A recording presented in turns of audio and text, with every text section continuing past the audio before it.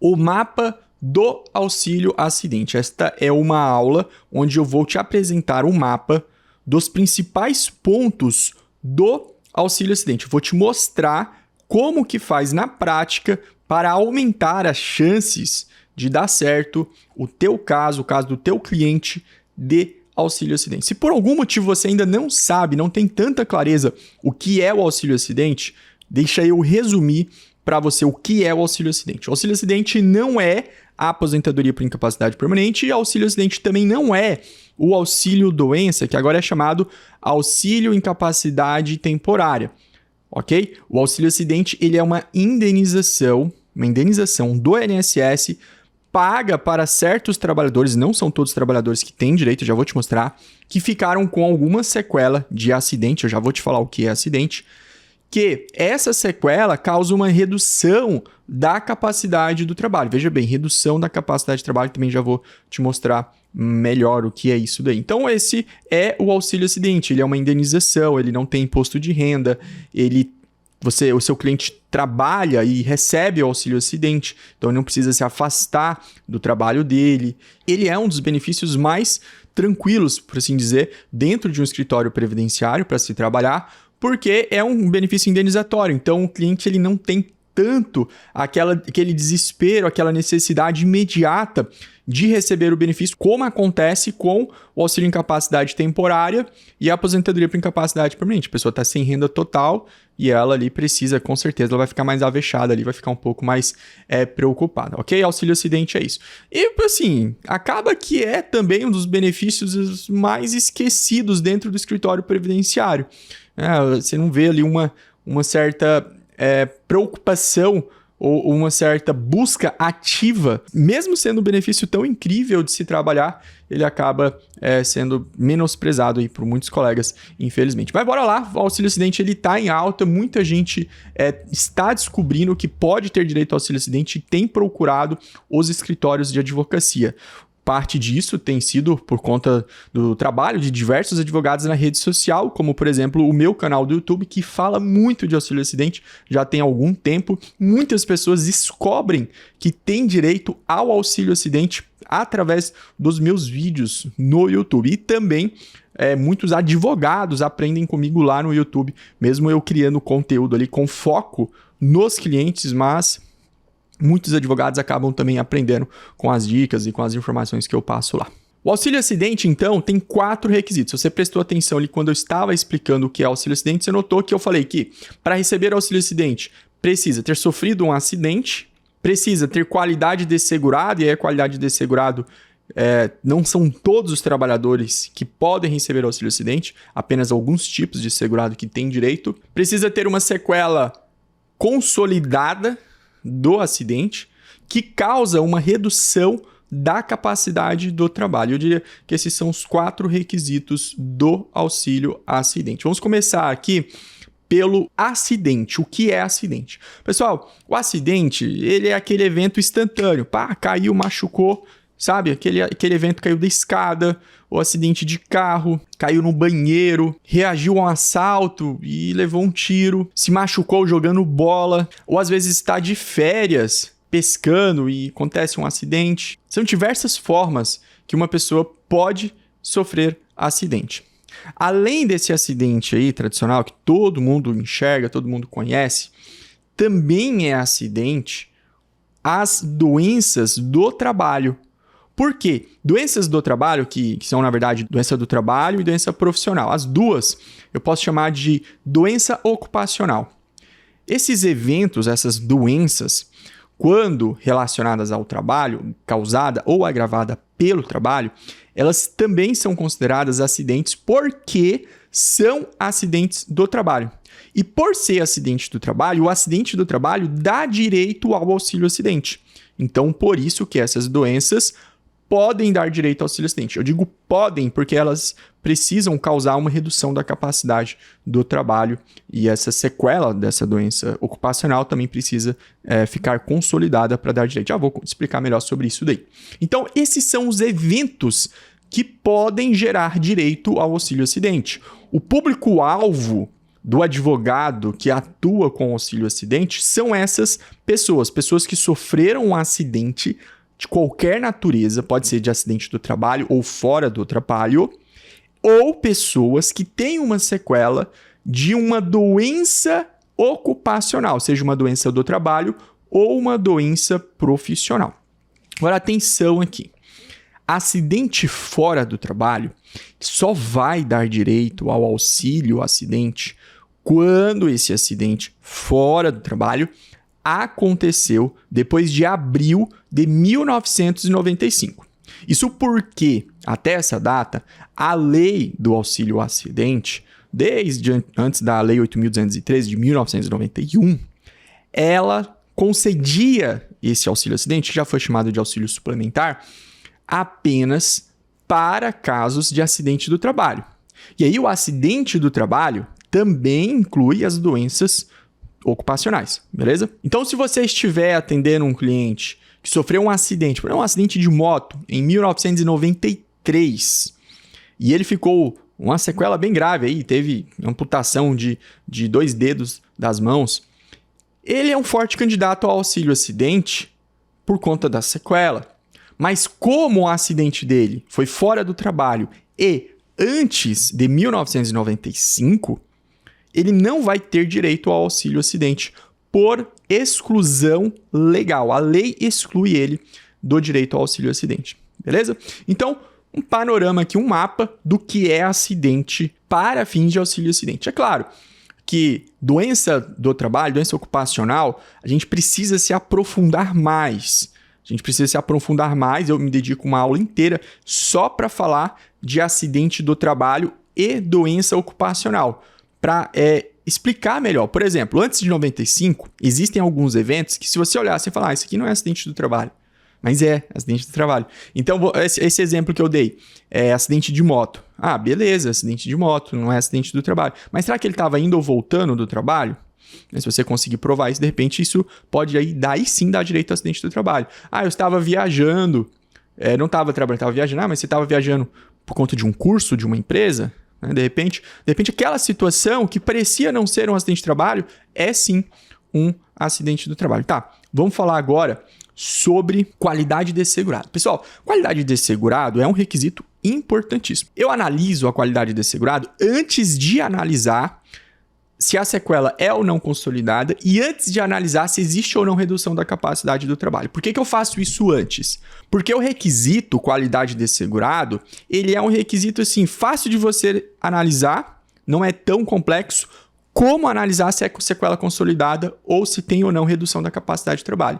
Essas duas questões ali são um pouco mais subjetivas. Então, eu analiso primeiro os requisitos mais objetivos. Acidente, se é ou não um acidente, e também se tem ou não qualidade de segurado. Normalmente eu faço nessa ordem. Então vamos lá. Qualidade de segurado. Qualidade de segurado, se você ainda não é um previdenciarista ou não está tão familiarizado, qualidade de segurado é basicamente a proteção do INSS, ok? Eu sou um segurado da Previdência Social. Isso significa que eu estou contribuindo ou contribuí no passado e ainda permaneço nessa condição de qualidade de segurado pelo período de graça. Isso é qualidade de segurado, ok? Inclusive, qualidade de segurado é um requisito próprio dos benefícios não programados. O que são os benefícios não programados? Ou o que são os benefícios não programados? São os benefícios que a pessoa não se programa para receber. Tu pega lá a aposentadoria por idade. A pessoa tem que ter os 15 anos de contribuição, tempo de contribuição, etc. E a idade. Se ela completou, por exemplo, 16 anos de tempo de contribuição, aí tem a regra de transição, tá, vamos lá, 20 anos de tempo de contribuição, vai, completou 20 anos de contribuição, mas tem 50 anos de idade, se for homem, quando completar 65, mesmo que ela tenha parado de pagar há 5 anos, ela vai ter direito à aposentadoria, não vai precisar provar a qualidade de segurado na época que ela completou a idade, na aposentadoria por idade urbana, nesse exemplo, ok? Agora, se ela pagou o INSS durante 20 anos, tem, 50 anos, passou 5 anos, tem 55, não tem mais qualidade segurada e acontece um acidente, acontece um problema de saúde. Ela não vai ter acesso aos benefícios não programados. Se ela vem a falecer, os dependentes não vão ter acesso à pensão por morte. Por quê? Porque ela não tem a qualidade de segurado. Então, a qualidade de segurado é um requisito, né? É uma característica própria dos benefícios não programados. Salário maternidade, o próprio auxílio doença ou auxílio incapacidade temporária, aposentadoria por incapacidade permanente. Esses benefícios, eles demandam qualidade de segurado no fato gerador. E com o auxílio acidente não é diferente. O auxílio acidente é um benefício não programado. Agora, uma coisa que o auxílio acidente não tem, que não é um requisito do auxílio acidente, é a carência, tá? O auxílio acidente, ele é isento de carência, não precisa se preocupar com carência. Pagou uma contribuição ou trabalhou um mês como um empregado, um dia que seja, começou hoje, no final do dia aconteceu um acidente do trabalho, ele vai ter direito ao auxílio acidente, porque o auxílio acidente não tem carência. Combinado? Agora, a qualidade desse segurado precisa ser analisada na data do fato gerador. No dia que aconteceu o acidente, ele estava na qualidade de segurado? Ele estava na qualidade de segurado pura ali, aquela que ele estava contribuindo, estava com um vínculo ativo com a Previdência Social?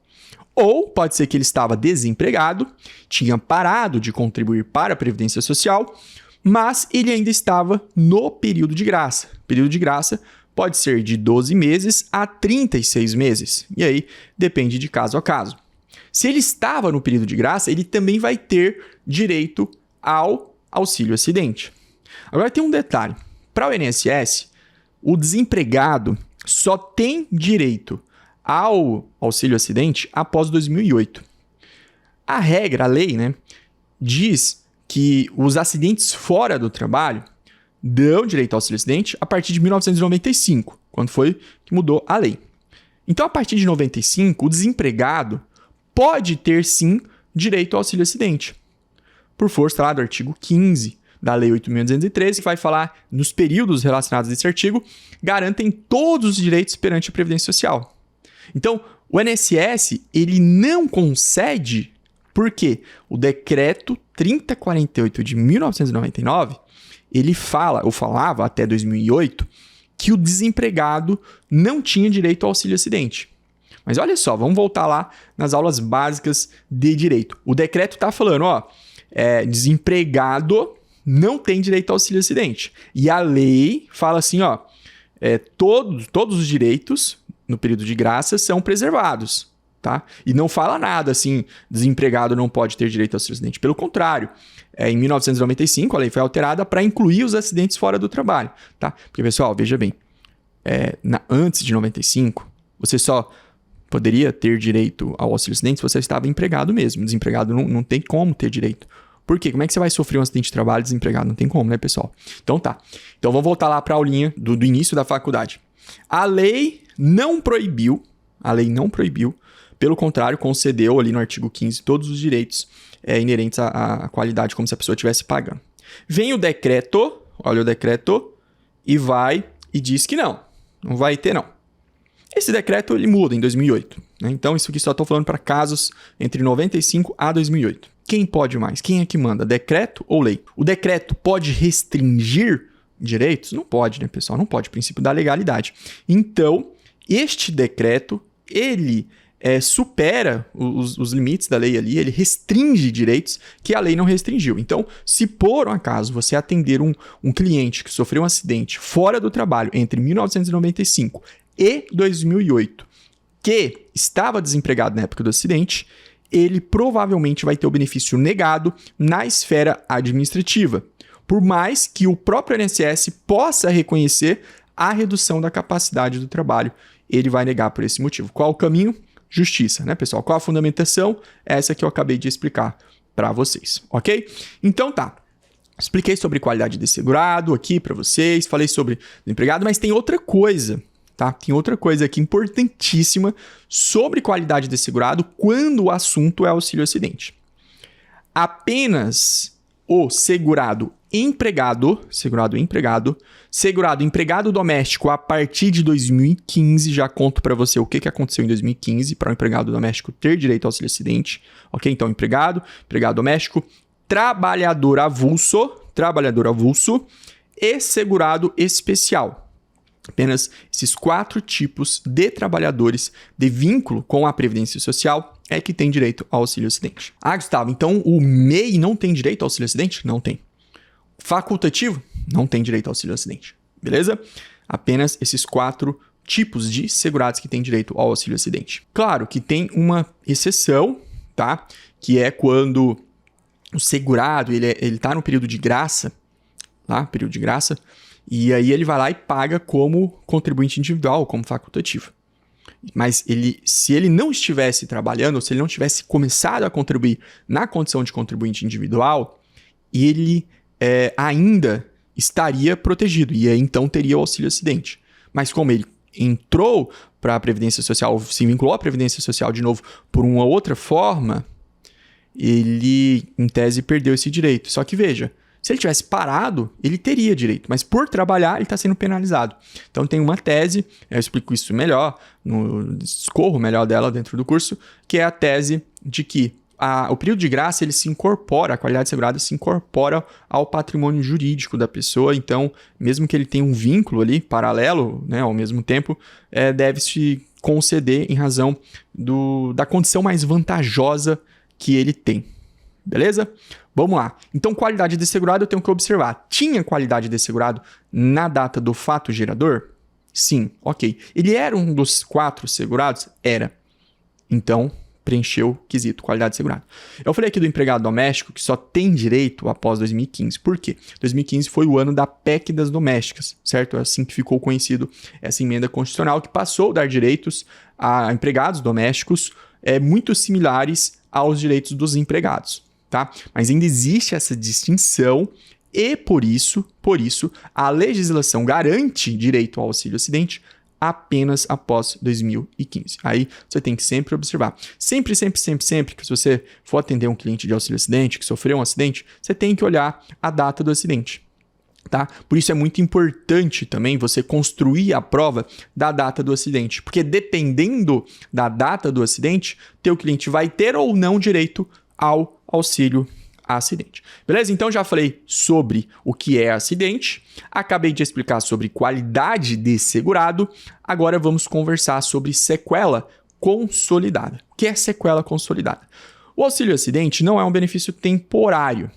Ele também não é um benefício vitalício, porque ele vai ser cortado com a aposentadoria ou com a recuperação ou com a não existência mais da redução da capacidade de trabalho. Cessou ali a redução da capacidade de trabalho, em tese, o INSS pode chamar para uma perícia revisional e cortar o auxílio acidente. Essa previsão de possibilidade de revisão, um pente fino do auxílio acidente, ela não existia até 2022. Em 2022, foi alterado o artigo 101 da Lei 8.213, passou a ter essa possibilidade de revisão, assim como tem lá na aposentadoria por incapacidade permanente, aposentadoria por invalidez, o auxílio acidente a partir de 2022 também tem esta possibilidade de fazer ali um pente fino e cortar. Tá, mas como assim? A lei diz que tem que ser uma sequela consolidada e ao mesmo tempo prevê a possibilidade de revisão desse benefício, de cortar o benefício, né, de fazer um pente fino.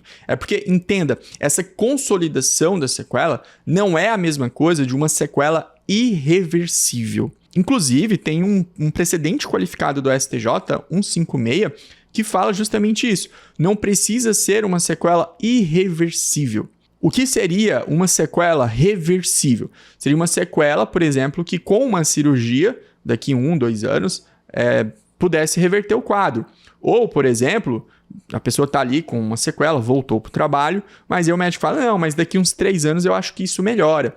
Poxa, tudo bem, então vai conceder o auxílio acidente durante esse período, e aí se por um acaso essa sequela alterar, né, melhorar ao longo do tempo, pois o INSS que chame para perícia revisional e que corte esse auxílio acidente, se realmente isso acontecer, tá? Agora, veja bem, é diferente de um tratamento da sequela de um acidente que é temporário. Veja bem, é diferente. Por exemplo, eu fui lá, fraturei o braço, fiquei com o braço engessado. Vou ficar com o braço engessado durante 60 dias para colar o osso certinho. Isso aqui é uma sequela reversível, digamos assim?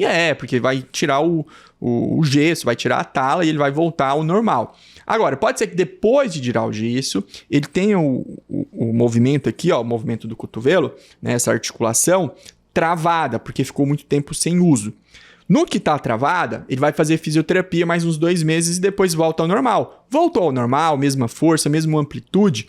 Poxa, não tem sequela. Não tem sequela, por consequência, não dá para se falar em redução da capacidade de trabalho. Então, você tem que ficar atento, porque às vezes vão chegar clientes no teu escritório muito verdes ainda, digamos assim. Não está maduro para você saber se vai ou não entrar com auxílio acidente. Aí você tem que ficar atento nisso, tá? Vai conversando com ele, explica para ele. Não vai dispensar, você não tem direito, não. Você vai conversando com ele, anota na sua agenda, tal, dali um pouco você manda mensagem, aí como é que foi o tratamento e tal. Você vai nutrindo aquele cliente, beleza? Por quê? Porque se você entra muito cedo, pode ser que, de fato, não tenha uma sequela depois de que terminou todo o tratamento, tá? Ou pode ser que o próprio perito do INSS fala, não, ainda não tem uma sequela consolidada, ou o próprio juiz também, no processo judicial, diz, não, mas a sequela nem consolidou, e aí, de fato, se a sequela não foi consolidada, não encerrou o tratamento, ainda não, digamos, estabilizou, ele não vai ter direito ao auxílio acidente. Isso não é um problema tão recorrente nos casos de auxílio acidente, tá, pessoal? Não é tão recorrente. Muitos clientes que buscam o auxílio acidente, eles já sofreram um acidente há alguns anos, normalmente, tá? 2, 3 anos, aí só depois que eles descobrem, e aí já vem com a sequela consolidada. Normalmente, você não vai ter muitos problemas quanto a isso. Ainda mais fundamentando seu processo judicial, seu pedido de auxílio acidente, no tema 156 do STJ. Beleza? Beleza, então, já falei para você o que é acidente, já falei para você sobre qualidade de segurado, acabei de falar sobre sequela consolidada, e agora vamos falar sobre redução da capacidade do trabalho. O tema 416 do STJ, ele fala da possibilidade de conceder o auxílio acidente mesmo nos casos de redução mínima da capacidade do trabalho. Olha só o que diz o tema 416. Exige-se para concessão do auxílio acidente a existência de lesão decorrente de acidente do trabalho que implique redução da capacidade para o labor habitualmente exercido. O nível do dano e, em consequência, o grau do maior esforço não interferem na concessão do benefício, o qual será devido ainda que mínima a lesão. Muita gente pega só esse último trecho do tema 416, lesão mínima, e diz que lesão mínima dá direito ao auxílio acidente. Mas você não pode isolar essa lesão mínima e construir todo um processo em cima dessa narrativa. Aquele trecho que eu li, ele é a tese, é um recorte, é um resumo do raciocínio, da ratio decidente, da razão de decidir de um processo. E quando você lê o conjunto da obra, você extrai a premissa, você compreende que é necessário que essa lesão mínima, essa lesão de um acidente, ela cause um prejuízo no trabalho, no exercício do trabalho da pessoa, na profissão habitual da época do acidente. O que eu quero dizer com isso? Eu quero dizer que não é porque o seu cliente, o seu possível cliente, tem uma platina no braço que por si só ele tem direito ao auxílio acidente. Ok? Porque o que mais tem no Brasil são pessoas com esse tipo de sequela. Sofreram um acidente, tiveram que colocar um pino, alguma coisa. Agora veja bem, essa pessoa que tem um pino, mas colou certinho, cirurgia perfeita, o pino não causa nenhum incômodo, mantém todos os mesmos movimentos. Essa pessoa, apesar de ter uma sequela, ela não tem uma sequela que causa redução na capacidade do trabalho. Por isso que eu acho que existe uma grande ilusão do tema 416 do STJ. As pessoas saem entrando com processos de pessoas que tiveram um acidente e uma sequela e saem entrando. É diferente do DPVAT. O DPVAT, ele era um seguro, não existe mais, mas ele era um seguro que cobria a perda anatômica. O que é a perda anatômica? Eu perdi, por exemplo, a pontinha do meu dedo aqui. Essa pontinha do meu dedo é parte do meu corpo. Eu perdi ela. Eu vou ter direito de receber uma indenização. O grau dessa indenização, o valor dessa indenização vai ser menor, porque o tamanho da perda anatômica é pouca, mas eu vou ter direito. Agora, pode ser que a pontinha do meu dedo não tenha ou não cause nenhum tipo de prejuízo para a profissão que eu exerço. Um pianista que perde a pontinha do dedo vai ter um prejuízo. Uma pessoa que digita no trabalho vai ter um prejuízo. Mas, para um determinado grupo de pessoas, um determinado grupo de profissões, esta pontinha do dedo pode não fazer falta. É uma perda anatômica, é uma lesão mínima, porém não causa prejuízo no trabalho. E aí é o X da questão. Eu não quero que você foque aqui neste exemplo que eu dei para dizer que não tem direito. Eu quero que você se concentre em entender, conversando com o seu cliente, como é que aquela sequela que ele tem causa prejuízo na profissão que ele exercia habitualmente. Falando de amputação de dedos, que é um tipo de sequela bem comum para a clientela de auxílio-acidente, infelizmente, muitas pessoas perdem parte dos dedos trabalhando, ou às vezes fora do trabalho, fazendo serviços domésticos, né? Nós temos a taxonomia das preensões da mão, certo? É uma tabela, e olha só, essa tabela é um estudo feito, um estudo científico, que mostra, por exemplo, a força da mão, ele dá os nomes aqui, força palmar, adução, agarrar um serrote, agarrar uma chave de parafusos, certo? Agarrar o comando de televisão, agarrar um frasco de perfume, agarrar o garfo. Esse primeiro tipo de movimento aqui. Então, a grande sacada do advogado que atua com auxílio-acidente é ele começar o processo judicial sabendo exatamente qual é o movimento exigido na profissão que foi prejudicado, ou qual é a tarefa exigida na profissão que foi prejudicado por aquela sequela daquele acidente. Então ele foi lá, ele provou o acidente, certo? Provou a data do acidente, provou que tinha qualidade desse segurado, provou que ficou com uma sequela e essa sequela é consolidada. E agora, a cereja do bolo que vai fazer ele ter mais chances de ganhar o processo é ele, primeiro, entender como é que essa sequela causa redução da capacidade do trabalho e demonstrar isso. Então, por exemplo, um exemplo, né, pessoal? Um exemplo aqui é esse estudo. Vamos pegar, então, aqui essa força aqui de segurar, de agarrar um objeto e essa pessoa trabalha, por exemplo, uma mecânica e precisa agarrar uma chave de parafusos, uma chave de fenda, chave Phillips. Aqui, essa preensão aqui palmar, se houve alguma alteração anatômica aqui da mão, naturalmente, segundo esse estudo científico, vai ter uma diminuição de força, vai ter alguma alteração, algum prejuízo para agarrar uma chave de parafusos.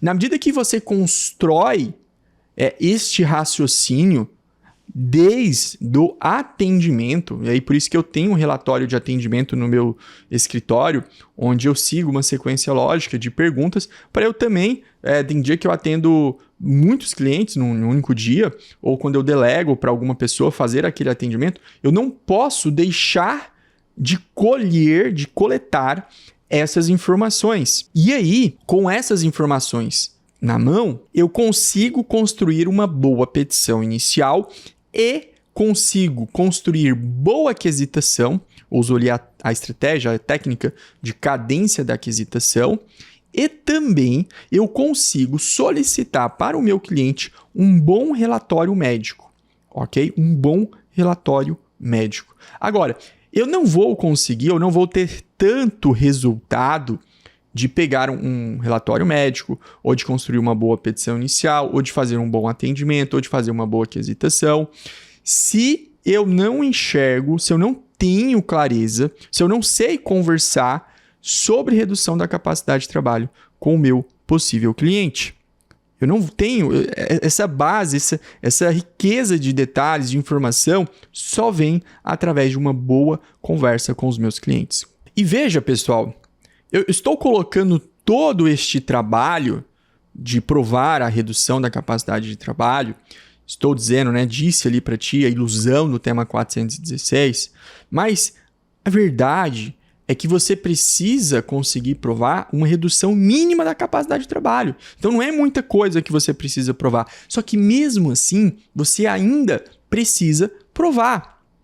Acontece que muitos colegas advogados eles partem dessa ilusão que uma sequela mínima vai dar direito, e aí vem um laudo desfavorável, uma perícia negativa, e aí ele vai falar, o perito não entende de redução mínima da capacidade do trabalho. Não é só o perito que não entende de redução da capacidade de trabalho. Um pouco é do nosso trabalho que não demonstrou qual é essa redução mínima da capacidade de trabalho. Deixou para o perito ver por conta própria. Aí o perito está lá fazendo 20 perícias num dia, só auxílio-doença, auxílio-doença, auxílio-doença, cai teu auxílio-acidente lá na mão dele, ele, esse aqui está trabalhando, passa para frente. Então, se nós, advogados, não nos dermos o trabalho de fazer um atendimento bem feito, petição inicial bem feita, quesitação inicial bem feita, uma análise das provas bem feita, aí a gente vai colocar a culpa no perito, falar que é o perito que não entende. Mas a responsabilidade, primeiro, é nossa. Eu não estou dizendo que não tem perito que não entende a redução da capacidade de trabalho. Tem peritos que realmente, ao ler o laudo, a sensação que a gente tem é de que ele não entende. Mas se você montou um processo bem montado, você terá, com absoluta certeza, condição de fazer bons recursos para poder, então, ver o auxílio-acidente do teu cliente concedido.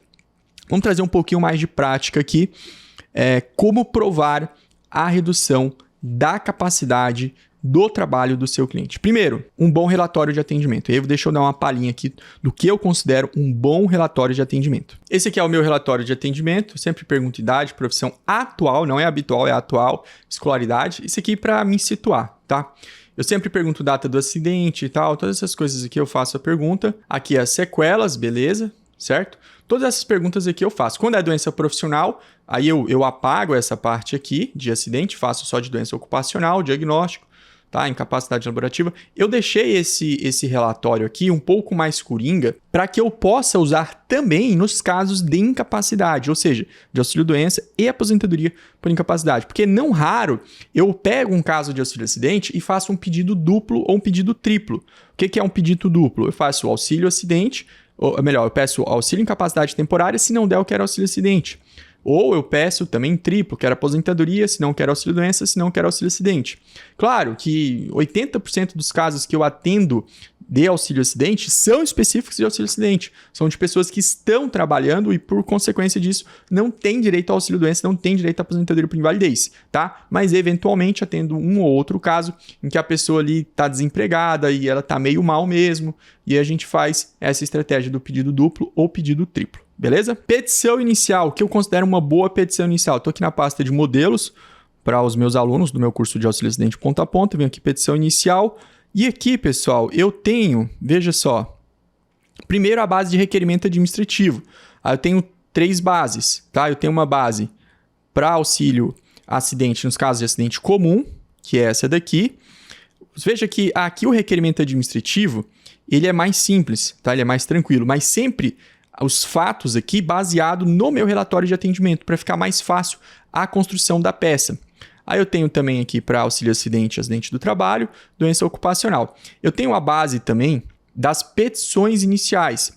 Essa aqui, por exemplo, é uma base para acidente fora do trabalho, acidente comum, espécie 36. Tá? Então, tenho aqui preliminar de interesse de agir e eu trabalho com 2 possibilidades. Sem o prévio requerimento administrativo de auxílio-acidente específico, tá? Então, eu fundamento aqui, ou eu faço o prévio requerimento administrativo e após a negativa eu judicializo.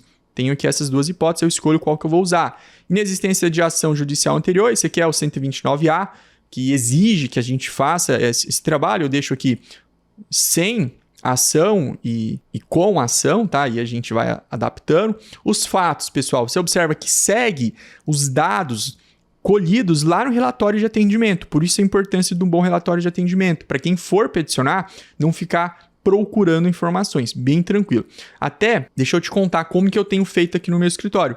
Eu tenho feito as petições iniciais, na maioria dos casos, durante o atendimento. Então, eu não chamo mais atendimento de fechamento, etc. Eu tenho passado para a minha assessora fazer uma análise prévia do caso, ela já apresenta a proposta de honorários e vem para a reunião comigo. Hoje eu ainda faço essas reuniões, eu chamo de reunião de inicialização de casos. Entra eu, o cliente e a minha assessora na videochamada e a gente faz junto ali tanto o relatório quanto a petição. tá? Para aumentar a produtividade aqui. No meu fluxo funciona super bem. Você não é obrigado a fazer isso, mas para mim tem funcionado super bem.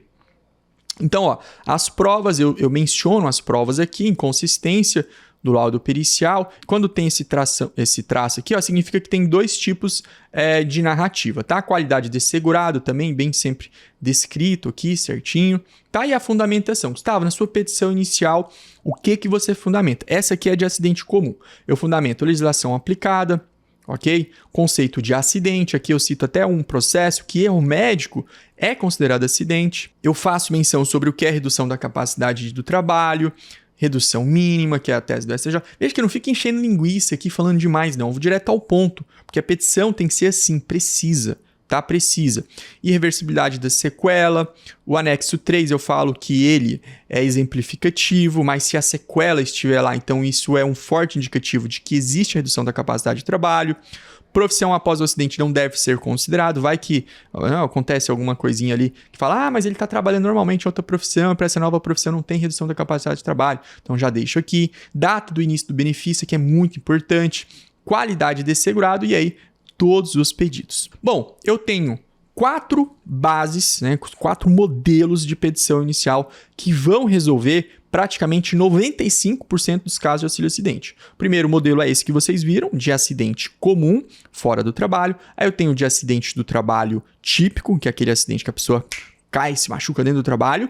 Eu tenho o modelo de doença ocupacional, que é a doença ocupacional com presunção, pela lista C do decreto 3048 de 99, o anexo 3. E tenho também o quarto modelo, que é o menos utilizo, porque eu quase não pego ação assim, que é de doença ocupacional sem presunção de doença ocupacional, porque aí a pessoa precisa de uma boa prova, senão dificilmente vai dar certo, tá? Então tem esses 4 modelos, eles vão resolver 95% dos casos de auxílio a acidente. Relatório de atendimento e petição inicial, isso é por sua conta, por conta do advogado. O advogado tem que dominar essa parte. Além disso, o advogado também tem que dominar a quesitação, tá? Quesitos genéricos malemar são respondidos, e quando não são respondidos e você vem alegar cerceamento de defesa, muitos juízes mesmo, eles não têm dado cerceamento de defesa, porque fala justamente que aqueles quesitos não servem para nada. Então você tem que saber fazer quesitos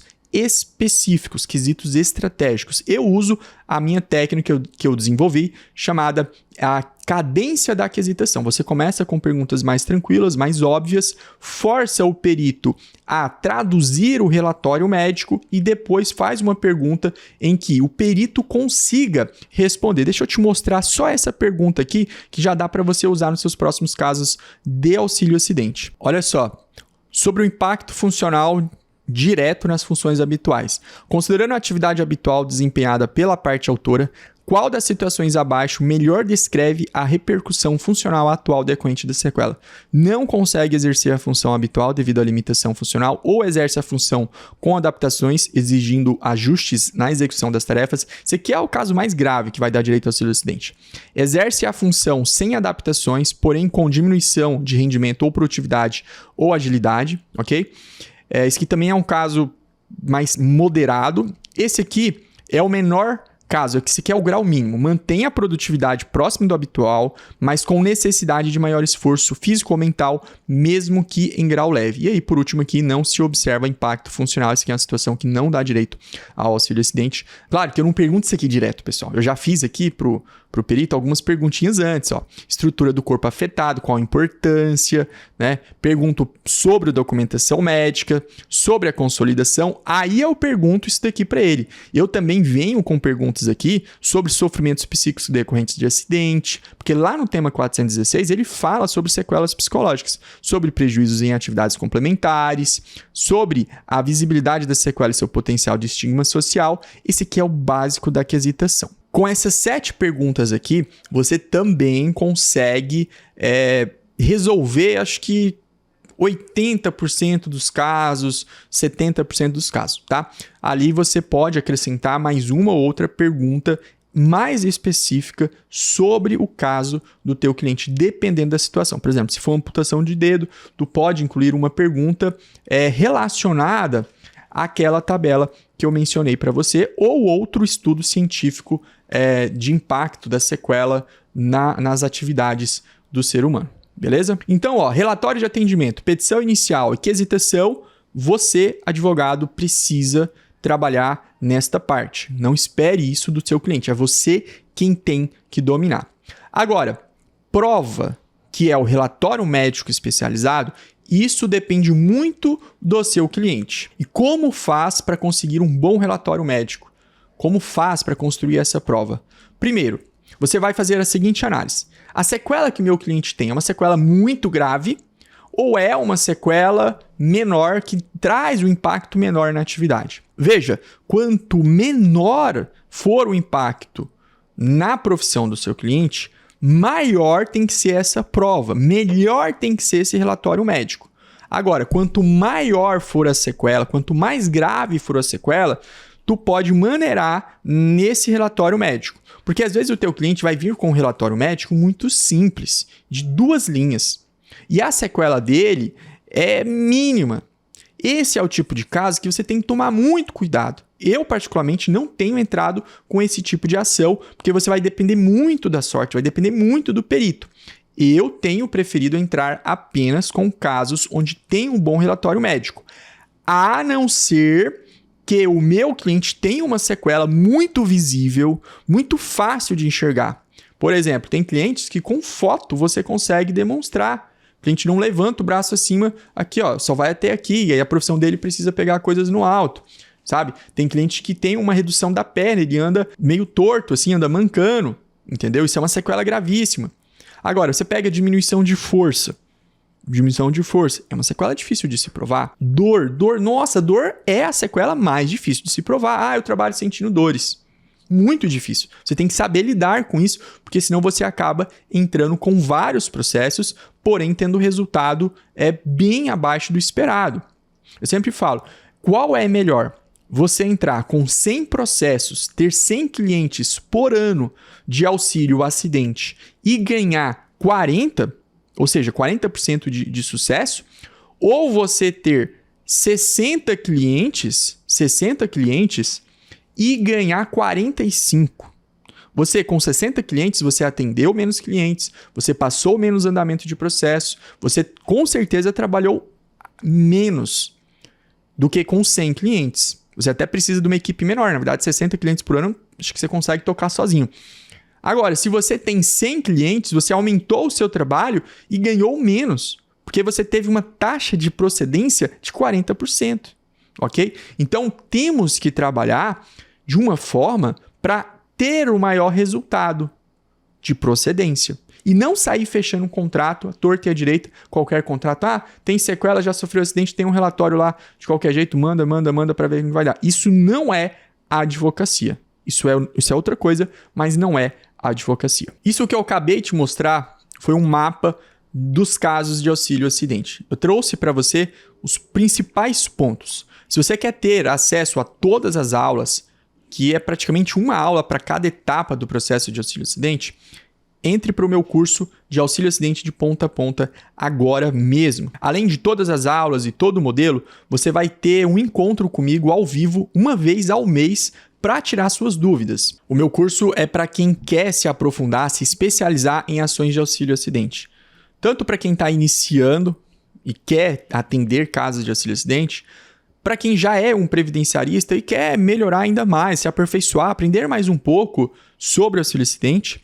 E também serve para os colegas que já têm um escritório estruturado e querem ensinar o seu time, querem ensinar os seus assessores, seus advogados, para que eles possam ter mais resultados. Isso é um excelente curso para você comprar para o seu time. Veja que esse não é um curso extenso, no sentido de abordar todos os benefícios por incapacidade. Eu abordo aqui apenas auxílio acidente, mas sobre auxílio acidente ele é muito profundo. Tá? Eu destrincho o auxílio acidente no detalhe para que você não tenha nenhuma dúvida em nenhuma etapa do processo de auxílio acidente. Nos vemos na próxima aula.